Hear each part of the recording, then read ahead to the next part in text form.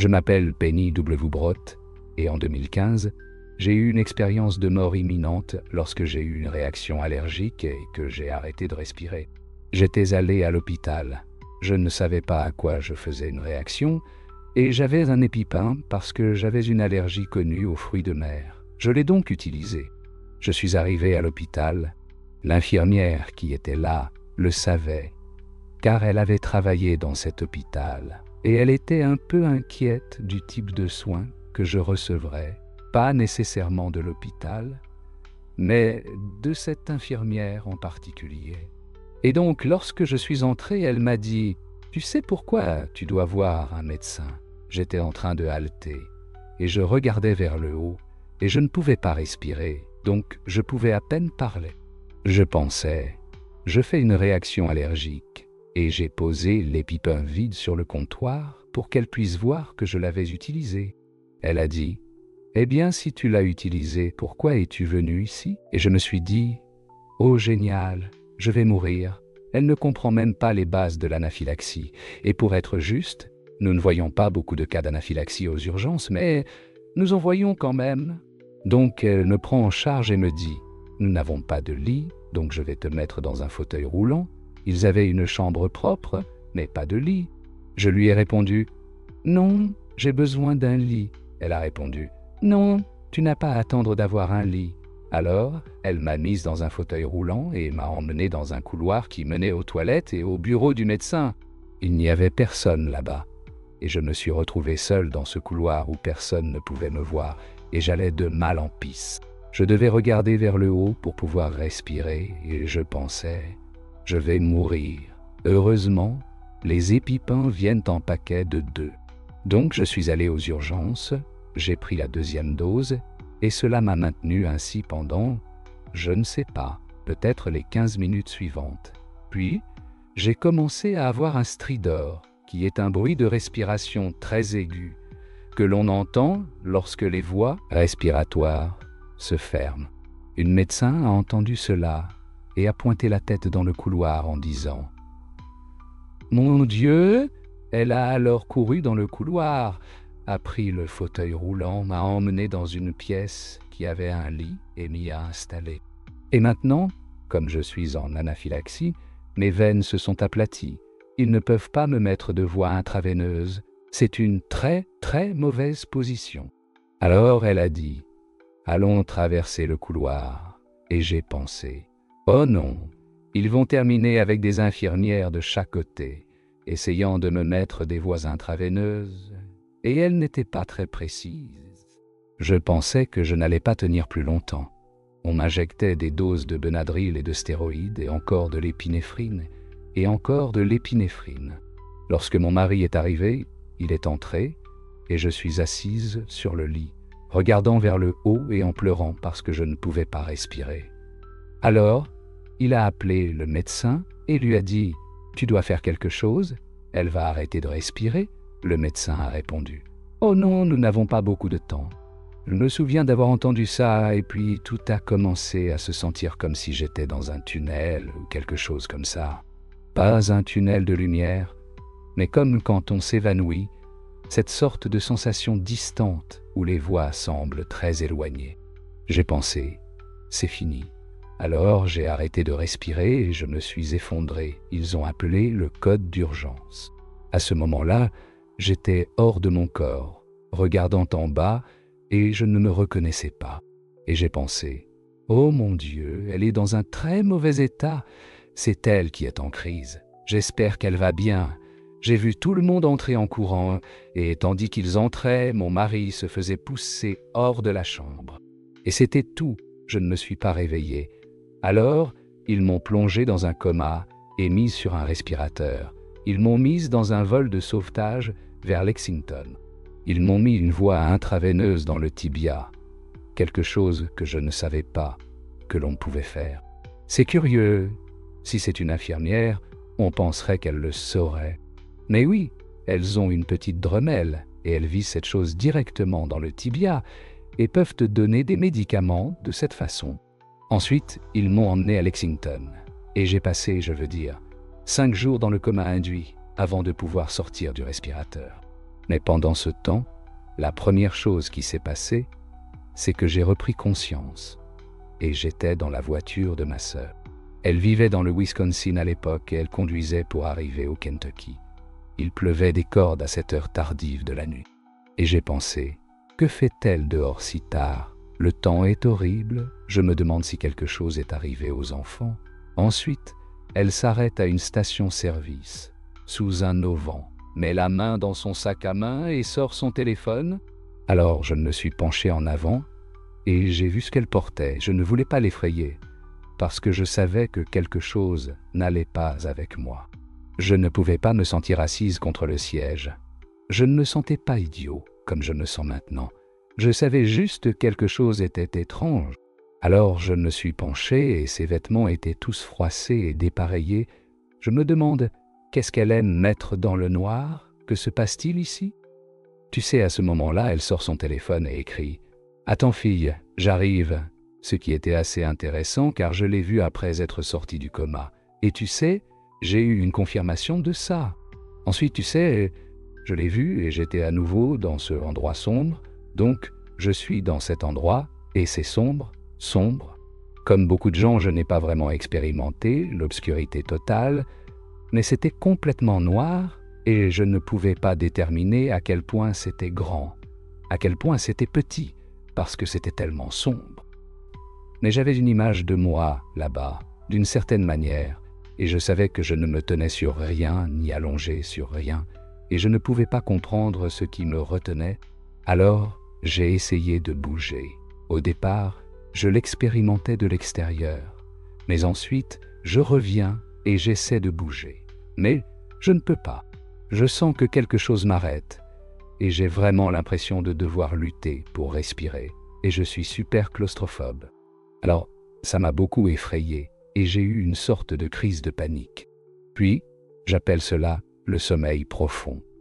Le sommeil profond venait simplement et s'emparait de moi. Puis je m'endormais et me réveillais, et cela continuait encore et encore. Je dis toujours aux gens que si je devais lui donner une chance, je me sentirais comme je me sentais, comparé au temps ici, parce que le temps, là-bas, est très différent. Ça a duré environ 10 ans, et je continue à entrer et sortir. J'entrais et pensais, que fais-je ici? Quel est cet endroit? Suis-je mort? Ai-je vraiment existé? Et cela a continué si longtemps que j'ai commencé à me demander si j'avais vraiment existé. Je pensais que peut-être j'avais été ici si longtemps, que quelque chose de terrible s'était produit et qu'on m'avait jeté dans cet endroit et que j'avais juste inventé toute cette vie juste pour avoir quelque chose à penser et à quoi me raccrocher. Peut-être m'étais-je dupé moi-même et je n'avais jamais rien eu de tout ça. Tu sais pourquoi personne ne me cherchait? Je ne pouvais tout simplement pas comprendre ce qui se passait. À un moment, je suis revenu à moi et quelque chose m'a dit, où j'ai ressenti cette envie de me pencher en avant. Et quand je dis me pencher en avant, je ne parle pas de la taille, je parle de me pencher en avant comme ça. Et quand je l'ai fait, tout mon corps s'est tendu comme une planche. Ce n'était pas, vous savez, si j'avais été debout sur quelque chose, je suppose que je serais tombé. Et quand je l'ai fait, la direction dans laquelle il me pointait, je pouvais me déplacer dans cette direction. J'ai pensé, « Oh mon Dieu, je peux bouger, c'est incroyable !» Alors j'ai vu une lumière au loin à gauche et j'ai pensé, « Eh bien, je vais aller de ce côté. » Alors j'ai tourné mon corps et maintenant je vole très vite dans cette direction. On ne voit rien, il fait très sombre. Et j'ai pensé, mon Dieu, j'espère être dans un espace ouvert où je vais heurter quelque chose. Alors je suis arrivé à cette section de lumière et c'était comme une barrière. Et il y avait quelque chose de l'autre côté. Alors j'ai monté et mis mon nez contre elle comme je le ferais sur une vitre. J'essayais de regarder à travers, mais c'était très déformé. Alors j'ai continué à regarder, et j'ai continué à regarder, et finalement cela s'est éclairci. Et j'ai pu me voir allongé sur un lit d'hôpital de l'autre côté. Et ma fille était là, elle se tenait à ma droite, mais un peu derrière moi, regardant le respirateur. Et je me souviens avoir regardé sa chemise, et, pour une raison quelconque, Je savais que c'était l'été, je l'avais en tête. Et j'ai pensé, pourquoi porte-t-elle une chemise en flanelle en été? Vous savez, c'est si drôle de cette façon. Je l'ai regardée d'où j'étais, elle semblait, vous savez, à environ 9 mètres de distance. Je pouvais voir le tissu de cette chemise et je savais comment cela se sentirait. Et j'ai pensé, eh bien, c'est étrange. Je savais ce qu'elle pensait, ce qui était bizarre, parce que je ne sais jamais ce qu'elle pense. C'est une personne très réservée. J'ai commencé à inspecter la chambre. Je pouvais voir que j'étais restreint avec des liens doux pour ne pas pouvoir bouger les mains. J'ai regardé pour voir quels médicaments je prenais et j'ai observé mes signes vitaux. J'ai pensé, eh bien, je suis critique mais stable. Je suis dans le coma parce que je sais à quoi ces médicaments servent. Et puis, apparemment, je suis dans le coma ou quelque chose comme ça. Et je vais me réveiller et être complètement rétabli. J'ai pensé, eh bien, c'est génial. J'espère que je survivrai et que je pourrai revenir où je meurs et les choses s'arrangent ici, donc je ne suis pas coincé dans cet endroit sombre. Alors, je me suis reconcentré et j'ai regardé ma fille. Je pouvais sentir ses sentiments et entendre ses pensées. Elle avait peur et c'est comme la personne la plus stoïque que j'ai connue. Ça m'a brisé le cœur qu'elle soit effrayée, parce que ce n'est pas quelque chose qu'elle me dirait, vous savez.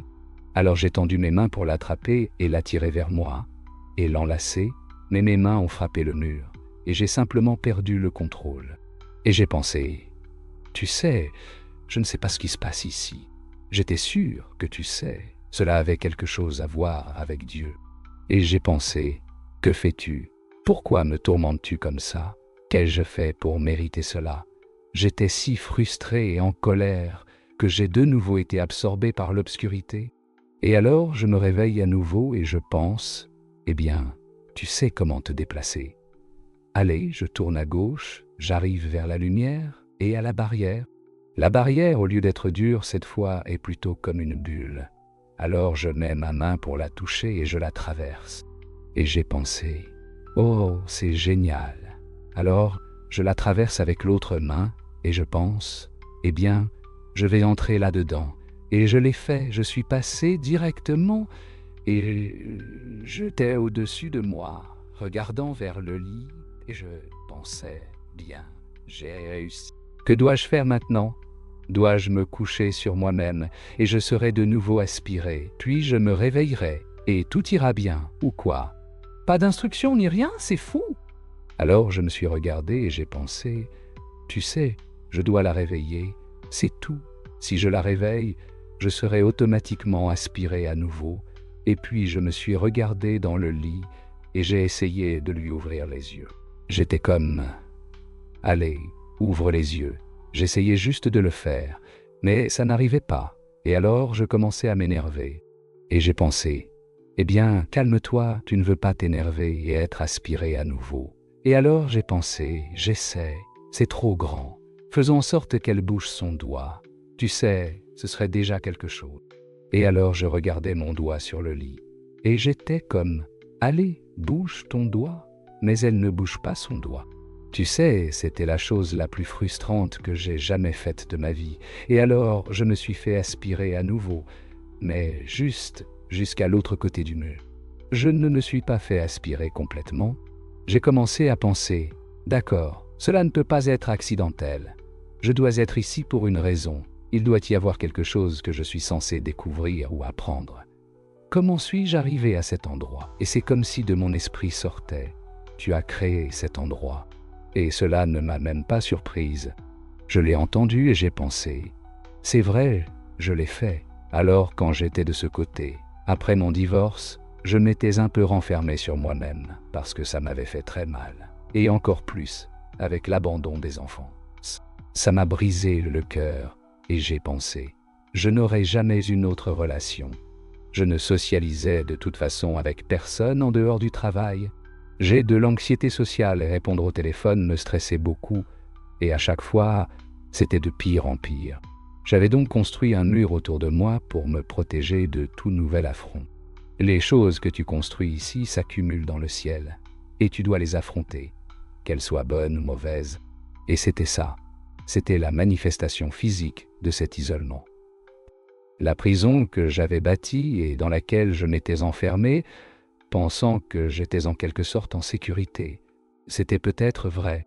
Peut-être que j'étais en sécurité, mais je ne vivais pas. Quand je m'en suis rendu compte, il y avait une fissure. Je dis toujours aux gens que j'ai grandi près du lac Erie, dans le Michigan, et que mon père nous y emmenait au printemps. On pouvait entendre le craquement de la glace. C'est un bruit vraiment inquiétant. Ça commence près de toi, dans la partie la moins profonde, puis ça se propage et résonne. C'est vraiment glaçant, mais je trouvais ça génial.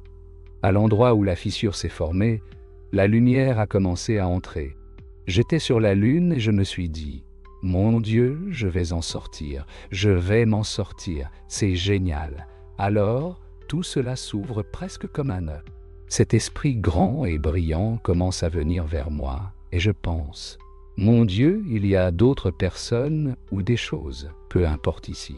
Je ne suis pas seul. » Puis, cet esprit qui est féminin s'approche de moi et elle est tout simplement énorme. Elle est immense, majestueuse. Ce n'est pas seulement une question de taille. Elle ouvre ses bras et m'attire immédiatement vers elle. Sans même me toucher, elle me tient contre son sein et l'obscurité se brise en éclats. Elle la frappe. Elle a ce tourbillon d'énergie qui nous entoure. Quand les éclats viennent frapper son énergie, ils sont repoussés et puis disparaissent. Ils ne peuvent plus s'envoler, ils s'effacent. Elle chasse simplement l'obscurité avec son énergie et devient de plus en plus lumineuse. Je pleure, un sanglot laide. Je veux dire, j'étais submergé qu'il y ait quelqu'un là. Au début, je ne savais pas qui c'était. Ça me rendait fou et elle m'a dit « Calme-toi, chérie, juste dans son esprit. » Et je l'entends dans ma tête. Je dis toujours aux gens « Si un jour tu te fais opérer et qu'on te donne ce médicament pour t'endormir, tu ne peux pas lutter, mais tu le sens courir dans ton corps. C'était ça. » C'était comme si ces mots se décomposaient et parcouraient mon corps, provoquant exactement ce qu'elle voulait qu'il se passe. Alors je me suis calmé et j'ai pensé « Bon, qui est-elle? Elle m'est si familière. » J'ai levé les yeux et j'ai vu ses yeux verts brillants. J'ai regardé plus haut et au sommet de sa tête, il semblait qu'il y avait des flammes. C'était cette chevelure rouge orangée. Je savais qui elle était.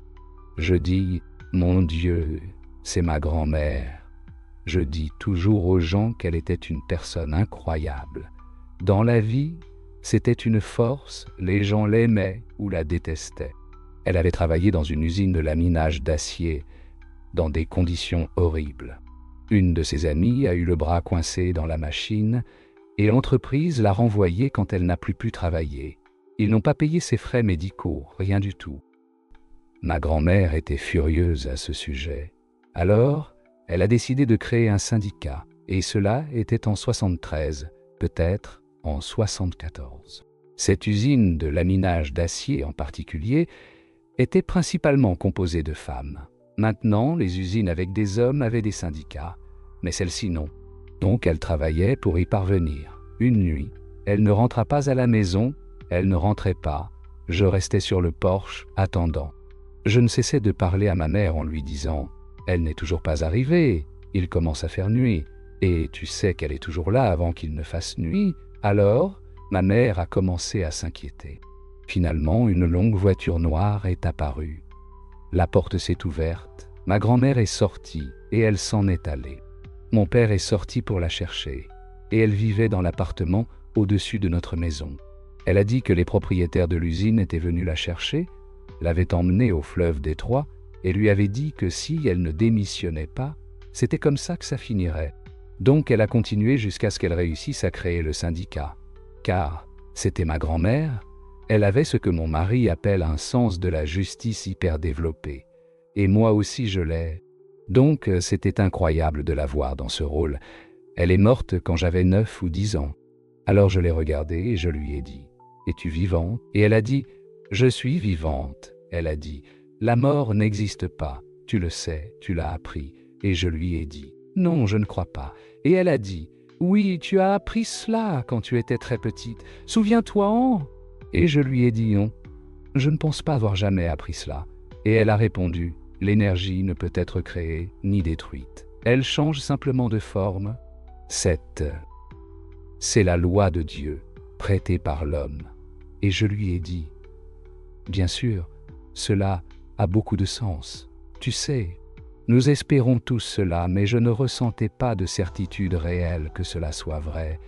Et là, elle était là, me donnant cette sécurité basée sur la science. Tu sais que oui, nous ne pouvons pas éteindre ta lumière. Cela doit devenir autre chose. Et de toute façon, elle était si réconfortante pour moi. Elle me serrait dans ses bras et était très, très douce. Je me suis perdu dans cela. Et quand je suis revenu à moi, j'ai réalisé que j'étais seul et que je flottais dans la lumière. J'en profitais. C'était vraiment agréable. Soudain, tout s'est mis à trembler. Je dis toujours aux gens que ce n'est pas comme un tonnerre qui secoue ta maison. C'était plutôt comme un tremblement de terre, depuis le début des temps jusqu'à la fin des temps. Des choses qui n'existaient même pas encore tremblaient et c'était fou.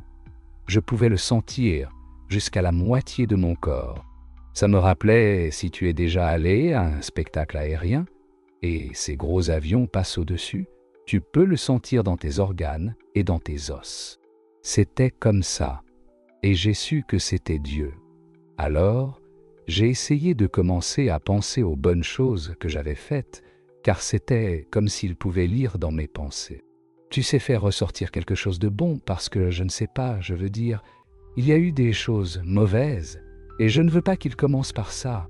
Je ne pouvais penser à rien. J'ai été infirmière. Je veux dire, j'aurais pu penser à 1 million de choses, mais j'étais perplexe. Soudain, il y a une lumière qui est beaucoup plus brillante que celle dans laquelle je suis, et elle s'approche de plus en plus. Il dit, « C'est moi », et j'avais entendu cela 1 million de fois, tu sais, le grand, c'est moi, toutes ces différentes choses, et je n'avais jamais vraiment compris. Mais tu sais, il faisait cette déclaration que le Créateur de tout était ici. Et cela me donne encore la chair de poule. Je l'ai vraiment compris à ce moment-là quand il a dit cela. Tu sais, je suis celui qui t'a créé, je suis le créateur de tout. Tu sais, tout existe comme je le veux. Alors, c'était fou.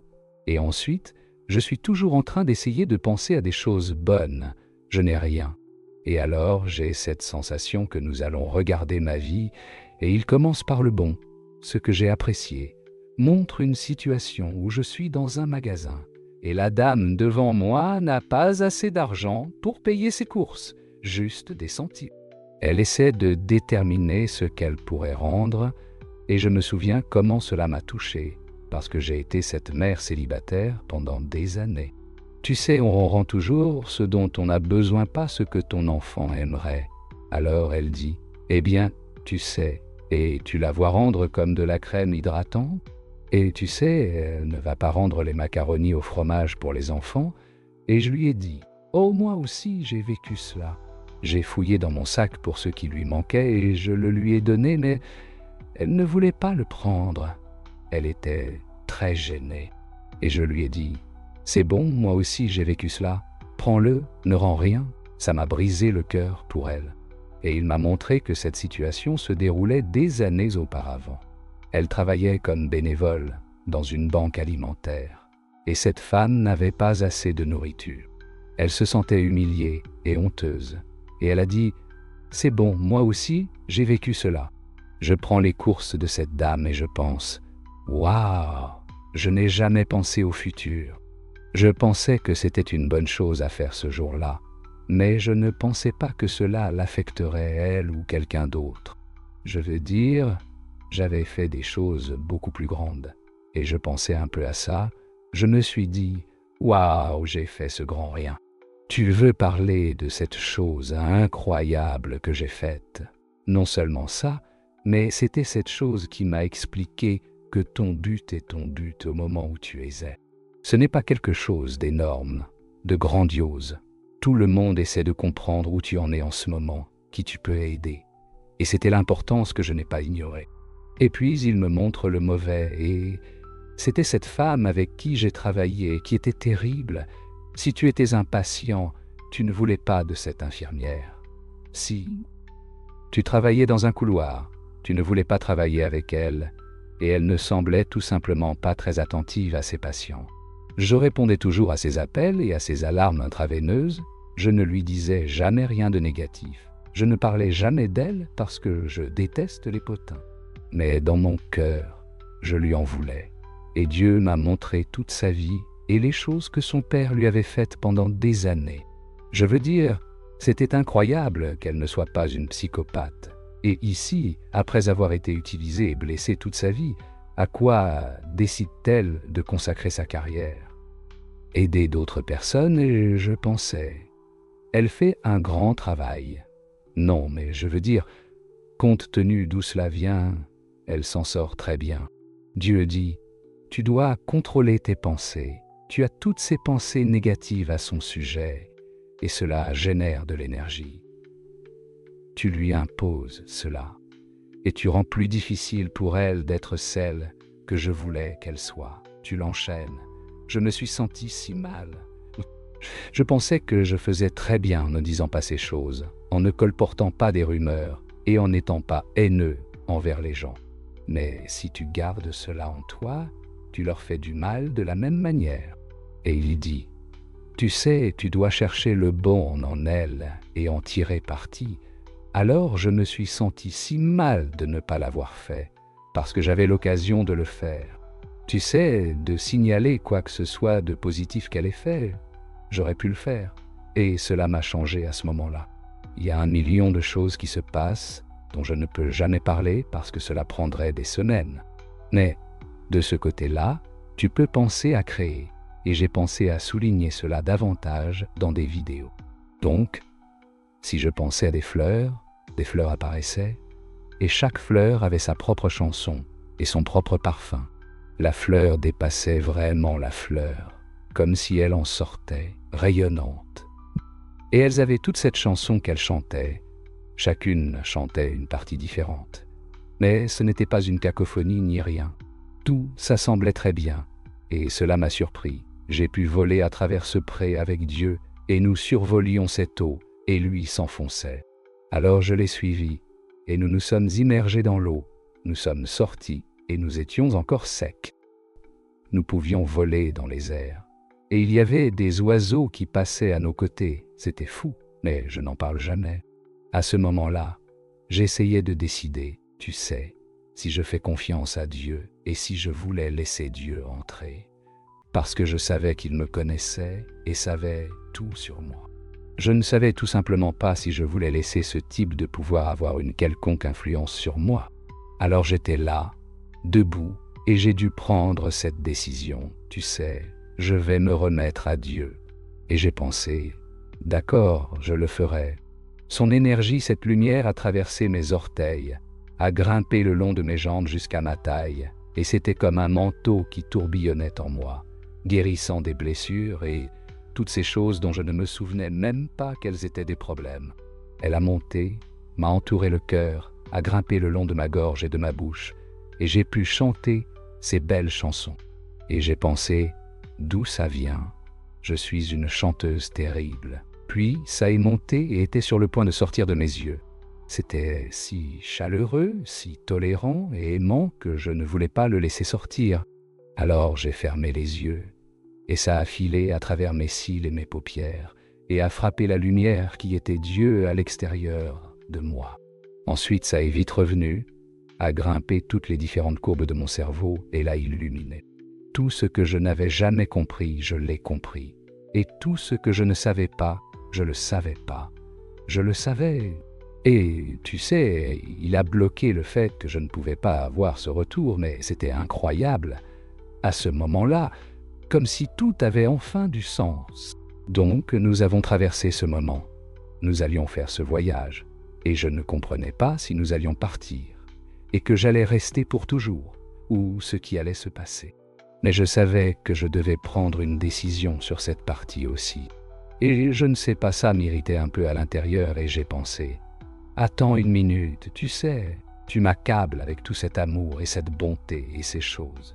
Mais où étais-tu quand mes enfants traversaient des difficultés? Ma fille, où étais-tu quand son père est parti?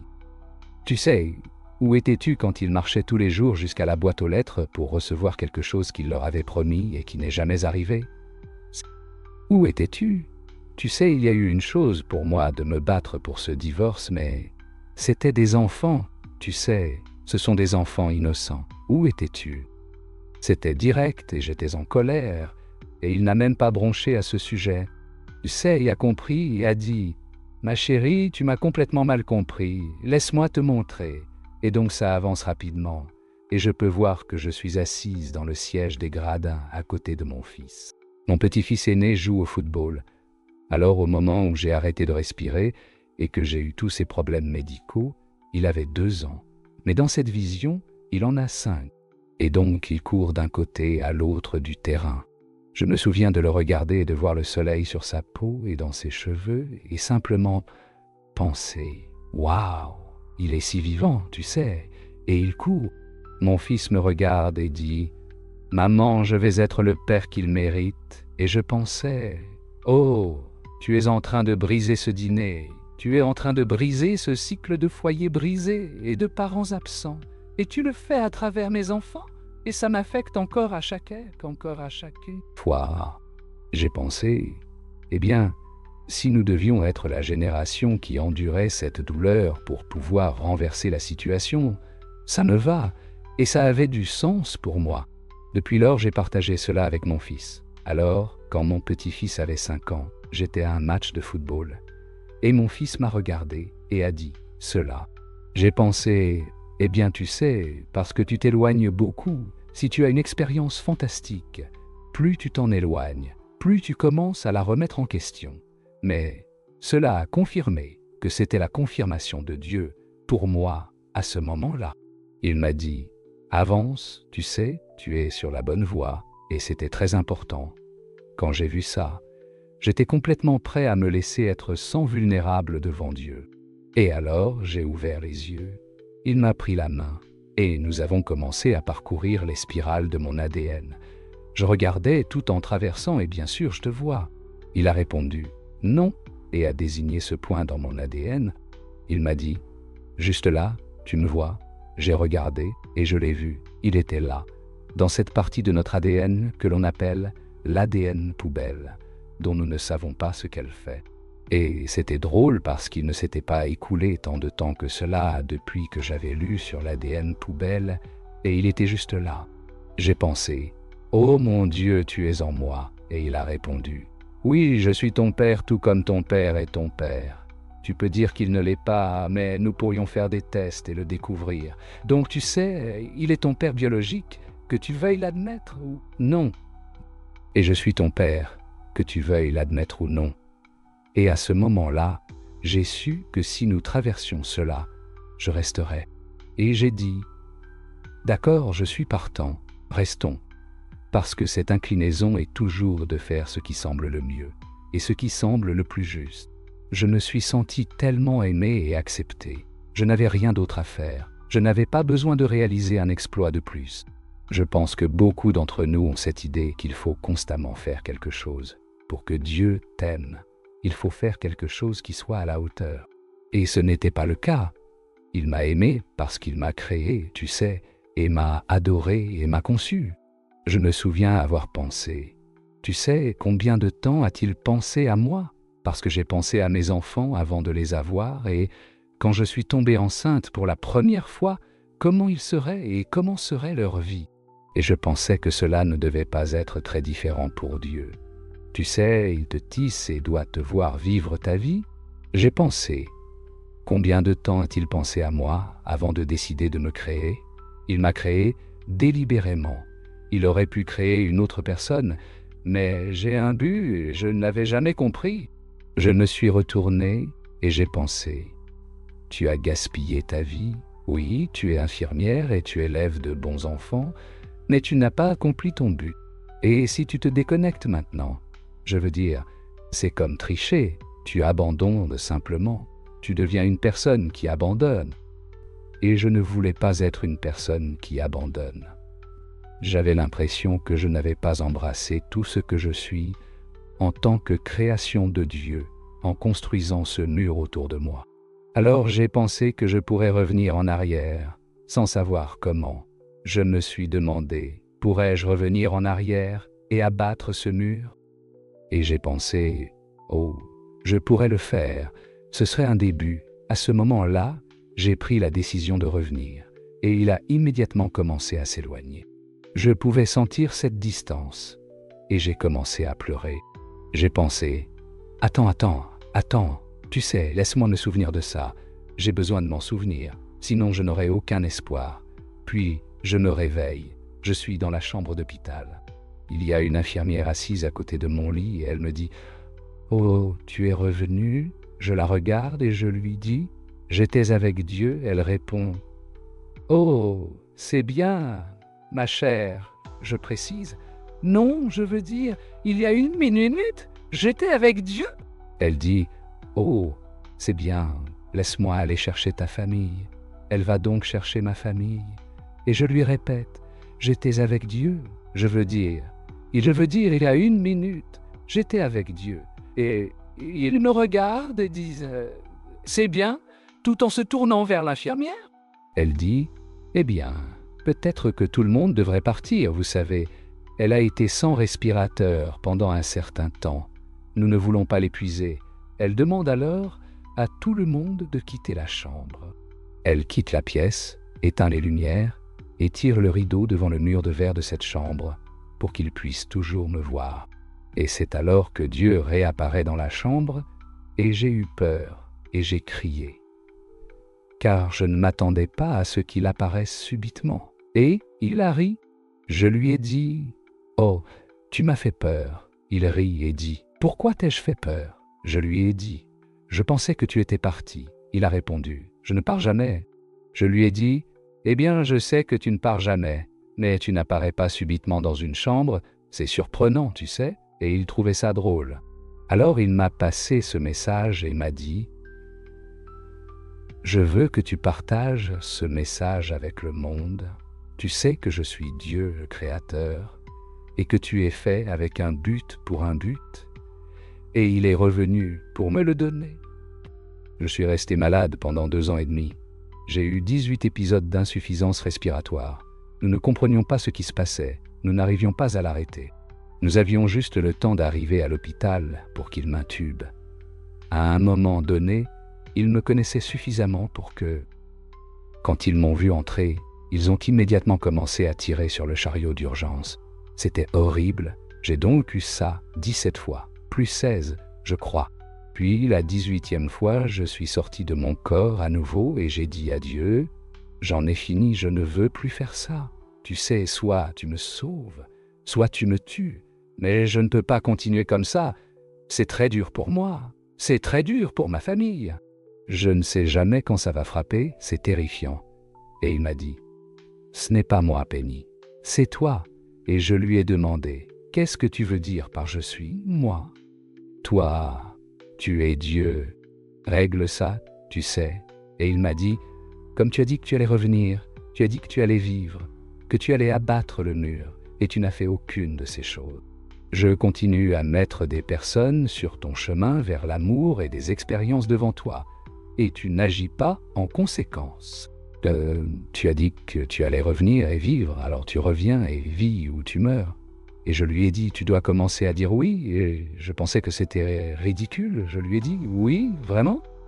Donc, si je commence à dire oui, vais-je cesser d'avoir ces épisodes où je m'arrête simplement de respirer et où je dois être dans le coma avec un respirateur ?»